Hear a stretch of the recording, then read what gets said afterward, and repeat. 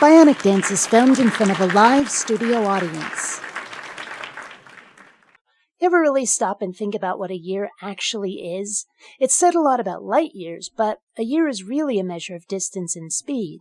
It's the amount of time it takes for the Earth to make one orbit around the Sun, but that's determined by the size of that orbit as well as the Earth's speed of travel. If either of those two values were different, the amount of time we've labeled with the word year would also have to be different. For that matter, we sometimes describe another planet's year in terms of how much of an Earth year it takes to go around its sun.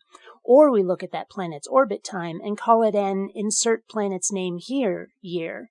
It's the same with day. If the Earth were rotating at a different speed, the amount of time we call a day would be different, and thus how we describe our year and any other planet's year would also be different. Because the values would change, our division of and labels for them also would.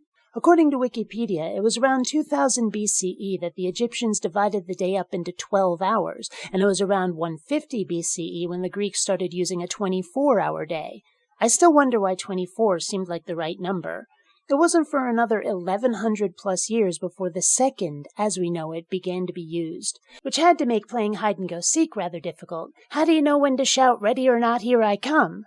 But for all of this, we essentially have labels for what at least appear to be arbitrary divisions of the amount of time it takes for the Earth to spin 360 degrees around one axis. That a day would be one rotation seems a reasonable measure, determined by a regular event, but then the subdivisions to hours, minutes, and seconds don't have a similar dividing line. In fact, at that time, they didn't even have Mississippi to say in between each second. And then we again come back to a year, which is not determined by a number of days, but by the Earth making that trip around the Sun. We say a year is 365.2425 days because that's how many rotations the Earth will make in between one orbit around the Sun to the next. And while we're on the subject, who decided where the start/finish line is? It could have been anywhere within the year at all if we wanted. January 1st seems an odd date. I would think having it on a solstice or an equinox would make far more sense. Mind you, neither of those events fall on the same calendar point every year, but it still makes more sense just from a purely empirical standpoint. You might ask why I bring this up today. Well, have you ever stopped to really think about the concept of the birthday? It's often described as being another trip around the Sun, which is true for birthdays as we know them. But if we were on a starship in deep, deep space, have been for generations with no sun to orbit, the measure of a year becomes quite arbitrary, and the date of one's birth is similarly meaningless.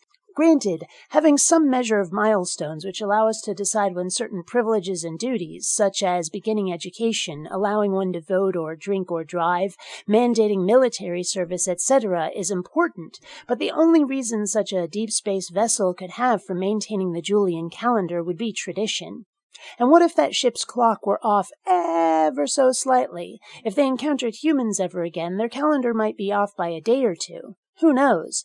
But again, the reason I bring this up, this was just a really long-winded way to say that today is the end of my 41st orbit around this solar system's primary star using its third planet as the sole method of conveyance, and the beginning of my 42nd. Until next time, fellow space travelers, this is Bionic Dance. So, who wants cake? You have to rate first.